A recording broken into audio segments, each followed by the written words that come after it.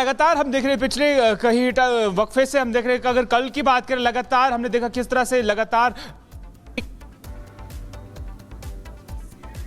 Search operation में लिया गया है। जैसे भी इनको सील कर दिया गया है और होम मिनिस्टर भी कुछ टाइम के बाद यहाँ पर जो घायल लोग हैं उनसे मिलने के लिए आ रहे हैं। जी लोग हैं उनसे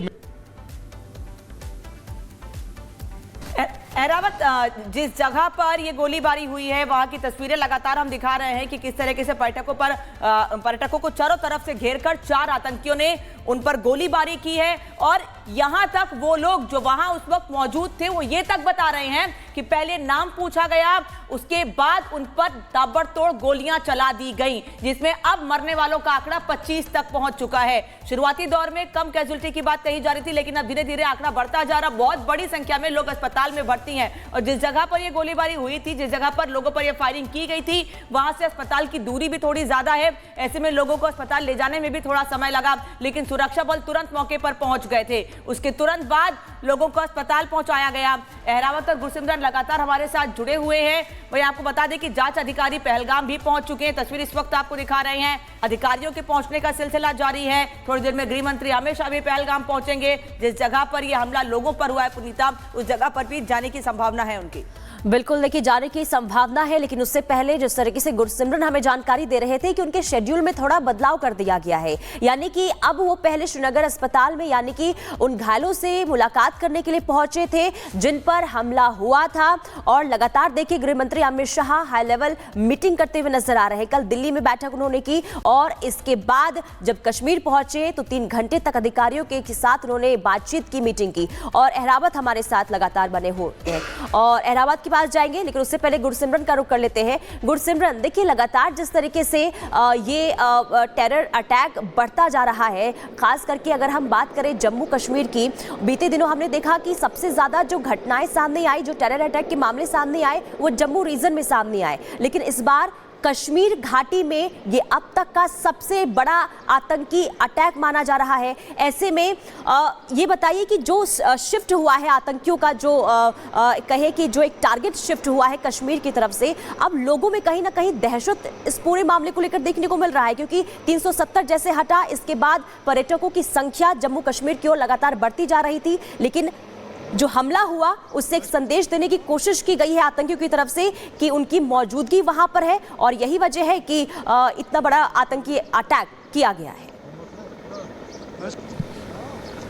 देखिए, स्वाभाविक तौर पर लगातार जो है जम्मू संभाग को निशाना बनाया गया पिछले लंबे समय से आतंकियों की तरफ से, और इनपुट भी कुछ इसी तरफ इशारा करते थे कि अगला बड़ा आतंकी हमला भी जो है वो जम्मू में हो सकता है। लेकिन कश्मीर घाटी में आतंकियों ने बड़े हमले को अंजाम दिया। इस वक्त हम जम्मू में मौजूद हैं और आप देखेंगे तो एहतियातन जो है वो सुरक्षा बढ़ा दी गई है। Jammu Kashmir police, special operations group, उसके साथ साथ इंडो तिब्बतियन बॉर्डर पुलिस, सबकी तैनाती यहाँ पर कर दी गई है। न सिर्फ आतंकी हमले के खतरे को देखते हुए, बल्कि क्योंकि माहौल जो है वो किसी तरह से खराब ना हो उसको लेकर पुलिस के वरिष्ठ अधिकारी जो हैं इस वक्त यहाँ पर मौजूद हैं।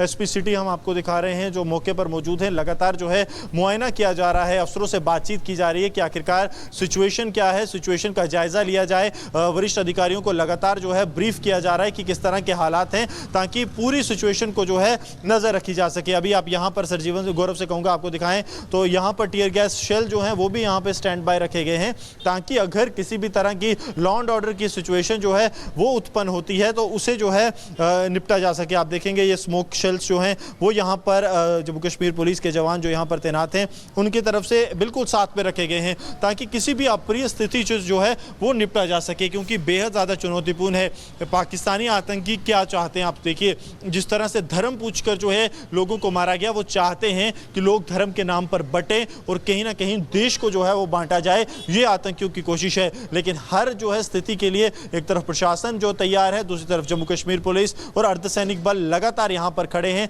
ताकि किसी भी अप्रिय घटना को होने से रोका जा सके, क्योंकि आतंकी बहुत खून बहा चुके हैं। लेकिन अब समय जो है आतंकियों और आतंकी के मददगारों का खून बहाने का है।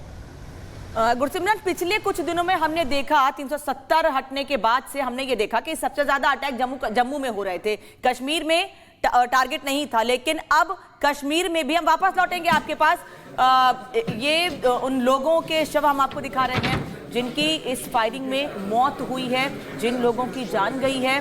पूरी प्रक्रिया के बाद, जो पूरी कानूनी प्रक्रिया है, उसके बाद इनके शवों को उनके अपनों को सौंपा जाएगा और वापस जहां के ये रहने वाले हैं, उत्तर प्रदेश के, कर्नाटक के, महाराष्ट्र के, कहीं के भी रहने वाले हैं, क्योंकि बताया जा रहा है कि सबसे ज़्यादा संख्या इन्हीं लोगों की है जो छुट्टी मनाने के लिए, पर्यटन के लिए पहलगाम पहुंचे हुए थे और वही लोग इन आतंकियों की गोली का शिकार हुए हैं। वो लोग जिनको पता भी नहीं था कि उन पर हमला होने वाला है, वो लोग जो हंसी खुशी परिवार के साथ दिन बिताने के लिए गए थे, उन लोगों को चारों तरफ से घेर कर हमला किया गया। पहले नाम पूछा गया, उनका धर्म पूछा गया और उसके बाद उन पर हमले किए गए हैं। और सबसे ज्यादा हमले, मारे जाने वाले लोगों में सबसे ज्यादा पुरुष हैं, पुरुषों पर सबसे ज्यादा हमले किए गए हैं। अब शब्दों का इस्तेमाल किया गया है।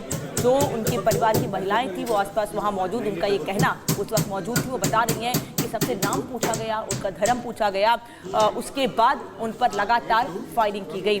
अब ये तस्वीर आपको दिखा रहे हैं, उन सभी लोगों के शवों को उनके घर वालों को सौंपा जाएगा और उसके बाद उनके घरों पर, उनके परिवारों के बीच उनका अंतिम संस्कार होगा। लेकिन इस बीच, इस घटना के बाद सवाल यही उठ रहा है कि आखिर इन लोगों की गलती क्या है।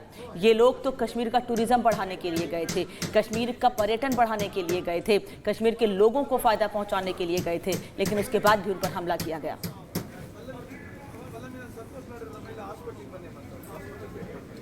ये उन कहराना लोगों ने, टेररिस्ट ने, दहशतगर्दों ने ये क्या हरकत किया और उसी का रोष प्रकट करने के लिए कल से लोग यहाँ पे प्रोटेस्ट कर रहे हैं, धरने दे रहे हैं। और आज हमने यहाँ पे बंद की कॉल दी है व्यापार मंडल पुंछ की ओर से। ये जो हमारे ट्रांसपोर्ट भाइयों की ओर से, हमारे स्कूल कॉलेज वगैरह सारे बंद हैं, हमारे जितने भी राजनीतिक धार्मिक संगठन हैं। और सबसे बड़ी बात है कि यहाँ बिना मजहबों मिले सभी धर्मों के लोग यहाँ पे आए हुए हैं और यहाँ पे उन्होंने प्रोटेस्ट किया। और सबसे बड़ी बात है, इस समय पूरा पुंछ इस समय बंद है। और हम अपने आदरणीय गृह मंत्री जी से, मोदी जी अपील करते हैं कि जल्द से जल्द इन दहशतगर्दों को कोई परमानेंट इलाज किया जाए ताकि हम भी सुकून की नींद सो सके। धन्यवाद।